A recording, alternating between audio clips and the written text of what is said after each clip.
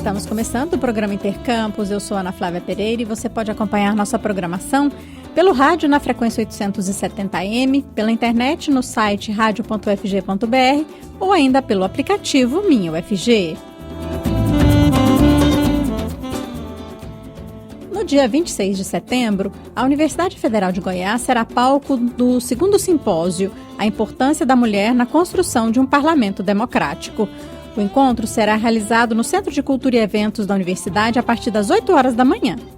A primeira edição desse encontro aconteceu no dia 27 de junho, no maior auditório do Congresso Nacional em Brasília.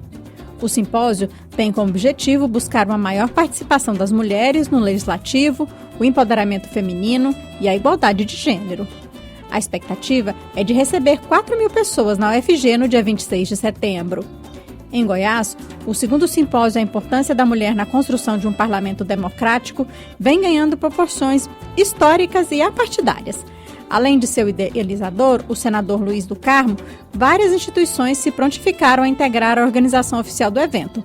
O Ministério Público de Goiás, o Tribunal de Justiça, a Defensoria Pública de Goiás, a Federação Goiana de Municípios, a Ordem dos Advogados do Brasil Goiás, a Universidade Federal de Goiás, a Pontifícia Universidade Católica, a Faculdade Universo Salgado e os Institutos Federais Goiano e também de Goiás, além de outras instituições. Essa edição do evento será diferente da primeira, pois acontecerá simultaneamente em várias capitais do Brasil, como Recife, Rio de Janeiro e São Paulo. Após essa 2ª edição do evento, a comissão organizadora irá propor a realização de uma audiência pública simultânea em 100% dos municípios de Goiás para debater a participação feminina na política. Ouça o Intercampus também pela internet no site da Rádio Universitária ou pelo aplicativo Minha UFG.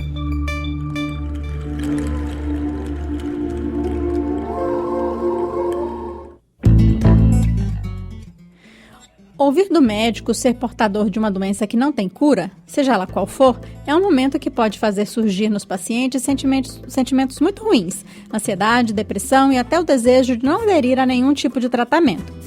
Em pacientes diagnosticados com esclerose múltipla, uma doença neurológica crônica, autoimune e degenerativa do sistema nervoso central, que acomete principalmente pessoas entre 30 e 40 anos, o comprometimento emocional e psicológico é muito comum.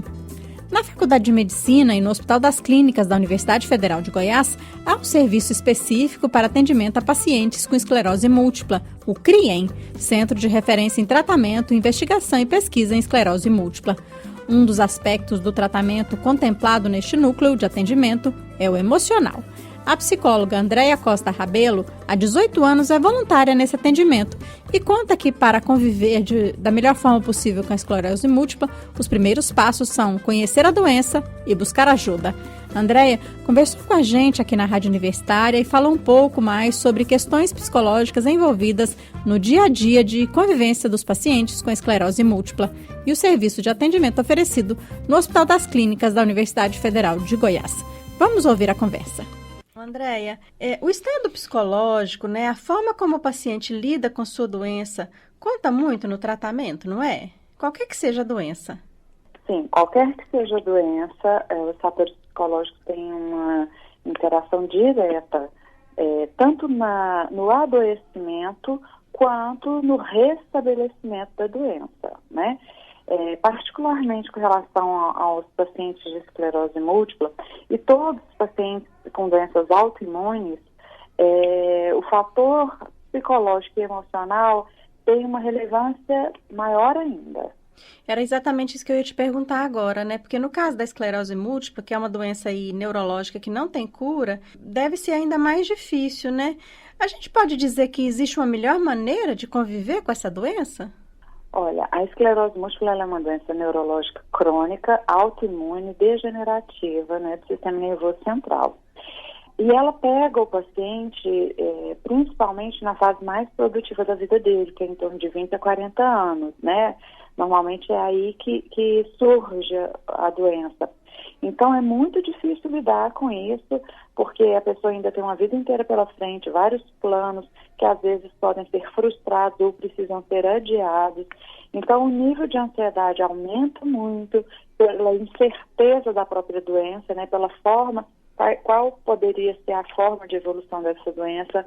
A depressão, porque não é fácil lidar com uma doença crônica, né, que não tem cura. Então, vários fatores levam a esse comprometimento emocional e psicológico do paciente.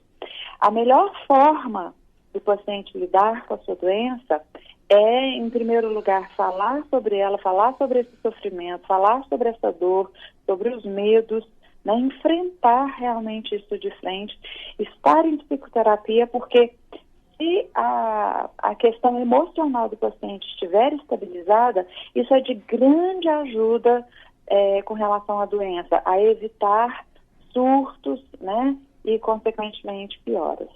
E como lidar com isso, Andréia, né? Como aí os profissionais de saúde, a família e a própria sociedade, de modo geral, né, podem contribuir aí, né, ajudar o portador de esclerose múltipla?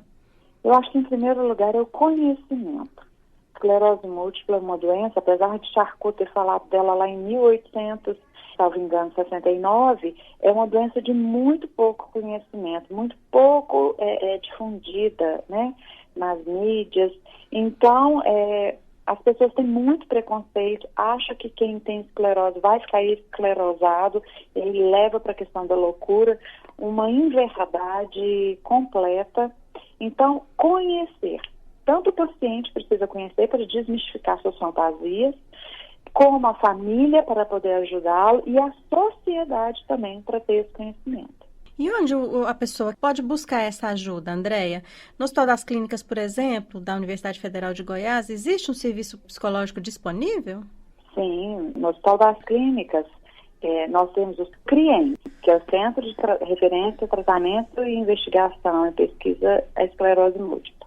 Lá nós fazemos atendimento psicoterápico, fazemos avaliação neuropsicológica e temos também o grupo psicoeducativo, onde todos os familiares também podem participar. E aí a gente dá orientação, tira dúvidas, leva temas que são de relevância para eles, a gente leva informações e tenta fazer esse trabalho de uma forma mais ampla, né, para conseguir atingir uma quantidade maior de pessoas, inclusive os familiares, levando esse conhecimento. Temos um momento também da fisioterapia, porque a atividade física é muito importante, e com as pesquisas, né? Lá também nós temos um centro de pesquisa que a gente está sempre atualizando e auxiliando nas descobertas e de tratamento para os pacientes, né? Andréia, esses pacientes, eles chegam por meio do Hospital das Clínicas? Olha, a chegada dos pacientes, ela pode vir por indicação dos CAIs, né? E aí eles vão para o hospital. São muitos pacientes atendidos lá, Andréia? Olha, a última vez que a gente viu, estava em torno de 300 pacientes com esclerose múltipla, né? Uhum. Porque lá é um centro de doenças desmielinizantes. Então, a gente tem vários tipos de doença. Então, tem vários outros pacientes, né? Uhum. São todos pacientes aqui de Goiânia? Ou tem gente de outros locais? Não, tem gente do interior de Goiás, tem gente de outros estados. E é um processo longo, Andréia? A gente pode dizer que é um processo permanente? Sim, na verdade, todo ser humano, eles são seres mutáveis, né? Nós mudamos todos os dias. Então, a todos os dias nós temos conflitos, incertezas, alegrias, né? Que nós precisamos lidar. Então, a questão de tempo é algo que a gente não consegue mensurar, porque vai depender da situação de cada um, a forma com que cada um consegue lidar com as suas questões. Então, assim, não tem como precisar tempo. A gente pode dizer que é possível conviver com a doença e ter uma vida tranquila, apesar da doença? Com certeza, nós temos inúmeros pacientes que são extremamente ativos, trabalham, estudam, têm a sua família, se divertem, apesar da doença. A doença é um detalhe. O que vai incapacitar a pessoa não é só a doença, mas é principalmente a forma com que ela lida com a sua doença. Então, né, André, a gente pode dizer que a primeira coisa é conhecer, buscar ajuda, né? E aprender a conviver, não é isso? Com certeza. Tá certo. Andréia, muito obrigada por sua entrevista, pelos seus esclarecimentos e parabéns pelo trabalho que desenvolve, então, no Hospital das Clínicas da Universidade Federal de Goiás. Isso, eu que agradeço pelo convite. Nós estamos à disposição. Quem quiser conhecer mais, quem precisar de maiores informações, nós estamos lá no Hospital das Clínicas à disposição. Tá? E muito obrigado pelo que vocês têm feito, divulgando, levando conhecimento para as pessoas. Nós é que agradecemos, Andréia. Que isso, que agradeço. Estamos apresentando Intercampus. Entre os dias 10 e 13 de setembro, a Universidade Federal de Goiás, UFG, irá sediar o 4º Encontro Nacional de Pesquisa em Soberania e Segurança Alimentar e Nutricional. O encontro terá como tema Paradigmas e Desafios para uma Ciência Cidadã em Soberania e Segurança Alimentar e Nutricional. Para sabermos mais sobre esse evento e também sobre a temática Soberania e Segurança Alimentar e Nutricional, a gente convidou para conversar com a gente uma das organizadoras do encontro, a mestranda em agronegócio na UFG, Gabriela Rodrigues de Lima Tejerina. Olá, Gabriela, obrigada por aceitar nosso convite. Olá, bom dia. Bom dia. Então, Gabriela, a alimentação adequada, né, é um direito humano. Esse direito tem sido respeitado, tem sido atendido adequadamente? Então, o nosso direito humano, né, à alimentação, a gente tem ele garantido na Constituição, né? Mas infelizmente, assim, a população brasileira, a gente está em um cenário, sempre esteve, né, um cenário de segurança alimentar, seja por questões de acesso à alimentação ou, por exemplo, os ultraprocessados, né, que as pessoas estão tendo muito acesso com o aumento das doenças crônicas não transmissíveis, como diabetes, né, pressão alta. Então, assim, a gente está percebendo que se nos últimos anos a gente conseguiu diminuir essa insegurança, né, por meio de políticas públicas, muita parceria entre a sociedade civil e pesquisadores, muito também por meio do extinto CONSEA, que era o Conselho Nacional de Segurança Alimentar e Nutricional, que a gente tinha, mas que foi extinto a partir do 1º de janeiro de 2019.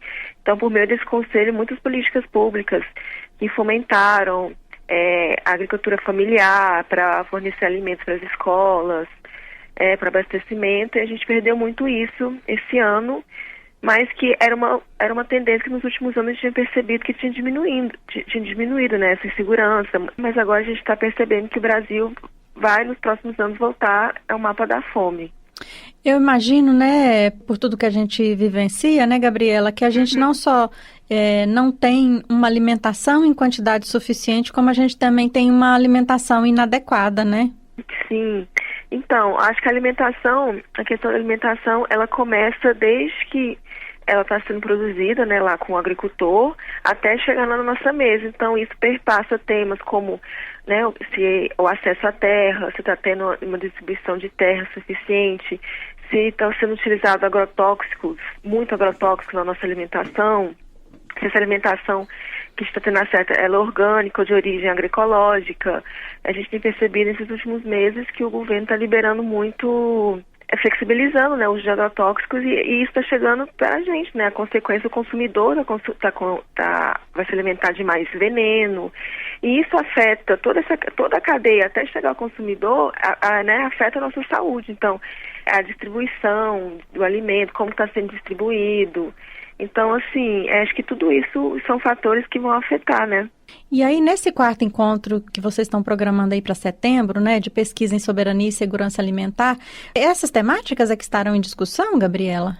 Sim, eu acho que são várias temáticas, assim, porque vão vir pesquisadores, seja estudantes, graduação, pós-graduação, professores do Brasil e do mundo inteiro, né? Então, já ter convidado pessoas da FAO, né, que é da ONU, né, da agricultura, para discutir isso. Então, são vários temas que perpassam, né, a soberania alimentar, desde essa questão do agrotóxico que eu te falei, desde a questão de iniciativas de hortas escolares que promovem da saúde por meio, né, da alimentação saudável, temas como agricultura familiar, discussão de sementes, né, acesso a sementes, na questão indígena também, né, como que eles percebem essa relação da soberania para eles. E de que modo, Gabriela, essas discussões, esses estudos, né, que vocês vão apresentar durante esse encontro, que são realizados aí na academia, nas universidades, né, podem contribuir aí, por exemplo, para a redução dessa insegurança alimentar e nutricional no Brasil? Então, esses estudos, eles são importantes porque a gente vê o que as pessoas estão, né, o que está sendo estudado em cada estado, o que está dando certo, né, e isso, felizmente, pode se tornar políticas públicas, né, por meio de articulação da sociedade civil, por meio da academia. A gente consegue pressionar o governo, né, uma política de baixo para cima, para a gente conseguir efetivar essas políticas, efetivar ou manter, né, porque a gente está perdendo muita coisa que a gente já tinha. Então a gente pelo menos tentar manter e criar novas políticas para a gente não, né, a gente garantir a soberania e segurança alimentar da população. Você já falou um pouquinho, né, Gabriela, mas explica para a gente melhor aí, né, quais são as consequências, né, por exemplo, para nós que somos consumidores, né, dessa insegurança alimentar e nutricional? Então, a gente como consumidores, essa insegurança ela perpassa no sentido que eles estão tirando, por exemplo, o nosso direito de saber o que a gente está comendo, de escolher o que a gente vai comer. A gente muitas vezes não tem essa opção de decidir que a gente não quer comer, por exemplo, alimentos sem agrotóxico, porque, né, já tem políticas, isso tem incentivos e isso vai chegar na nossa mesa. E a gente não está tendo essa liberdade de escolher o que a gente vai comer, se a gente quer comer alimentos mais regionais, se a gente quer comer soja, né, a gente quer comer alimentação produzida pela agricultura familiar ou pelo grande agronegócio. Porque quem coloca alimento na mesa é a agricultura familiar, né, eles que produzem, né, os vegetais, os grãos, não é o grande agronegócio. Né, existem estudos que apontam que a alimentação dos brasileiros, ela advém de até 70% da agricultura familiar, né, dependendo do produto, que tem a mandioca. Então, é por esse caminho que a gente vai discutir, que a gente tenta, né, que a população, a gente não tenha tanta essa insegurança, né? Mas é um caminho, assim, complicado, mas as políticas públicas, elas contribuem com isso, e a pressão, a sociedade, né, tem que saber que ela tem um direito, né, de saber o que vai comer, e pressionar, né, o governo para que sejam efetivadas. Uhum. Esse encontro é somente da Universidade Federal de Goiás, Gabriela? Não, esse encontro, ele acontece, né, a cada 2 anos, e esse ano ele vai acontecer aqui em Goiânia, né, e ele é um conjunto, né, foi elaborado tem uma rede, né, de soberania, segurança alimentar, né, uma rede nacional, e por meio dela a UFG, junto com o UFG, o IF Goiânia e várias outras parcerias, a gente construiu esse evento em Goiânia esse ano. Tem os pesquisadores, mas vão ter muitos espaços abertos. A gente vai ter, por exemplo, uma feira agroecológica da economia solidária. Então, ela é aberta para o público, né, conhecer os produtos que estão vindo do campo, né, do movimento camponês. E feira com produtos, assim, que se chama de economia solidária, que são pessoas que são empreendedoras e que estão, né, nesse meio tentando sobreviver. Não, dia 11 e 12 tem essa feira que é aberta ao público, as pessoas podem visitar, podem circular, né? No campus universitário da UFG, então. Isso, universitário. Tá certo. Gabriela, muito obrigada por sua entrevista e sucesso no evento de vocês, então. Tá bom, muito obrigada, bom dia. Bom dia. A gente conversou com Gabriela Rodrigues de Lima Tejerina, uma das organizadoras do 4º Encontro Nacional de Pesquisa em Soberania e Segurança Alimentar e Nutricional, encontro que acontece na Universidade Federal de Goiás entre os dias 10 e 13 de setembro. Intercampus, nas ondas da Rádio Universitária. Sintonize.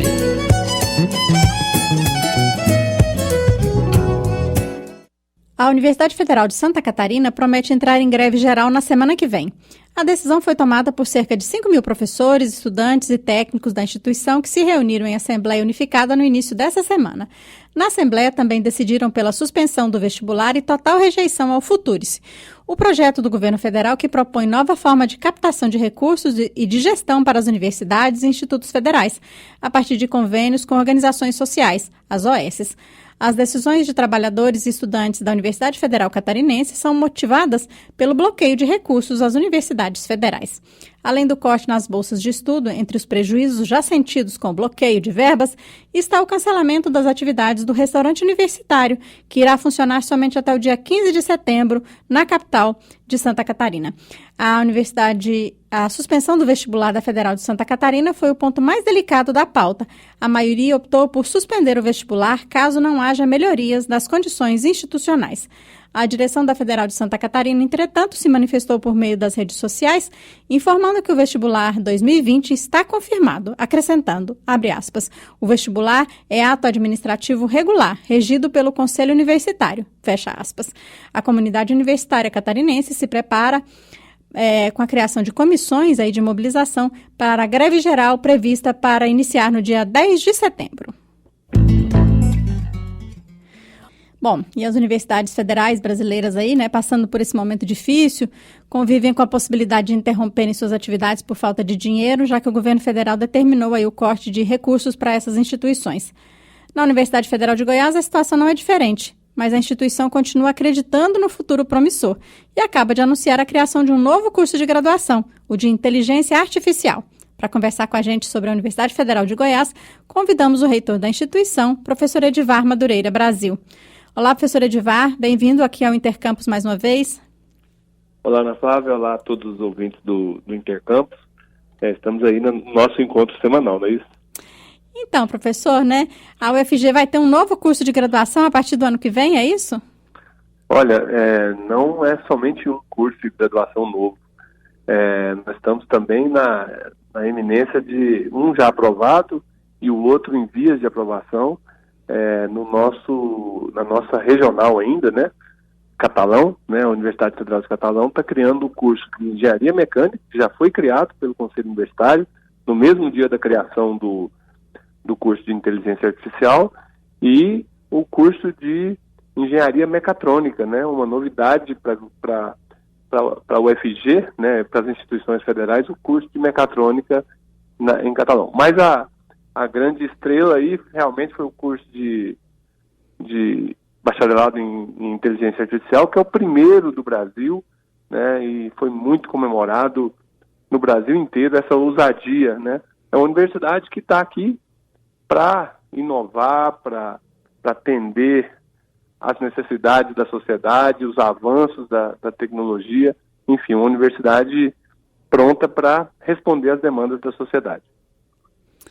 E a UFG, professor, é parceira aí na realização da primeira edição da Campus Party aqui em Goiás, que acontece até domingo no Shopping Passeio das Águas.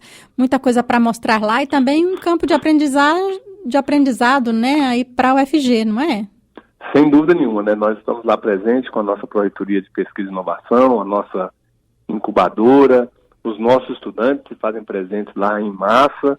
Então, é uma ação da universidade dialogando, com os mais diversos segmentos, como é a nossa natureza. A gente, professor, falou aqui no início da nossa conversa, desse momento difícil aí, vivido pelas instituições públicas federais de ensino superior. E ontem, a gente foi surpreendida aí pela notícia de que um grupo de estudantes havia ocupado aí a reitoria da UFG. Como é que está a situação agora?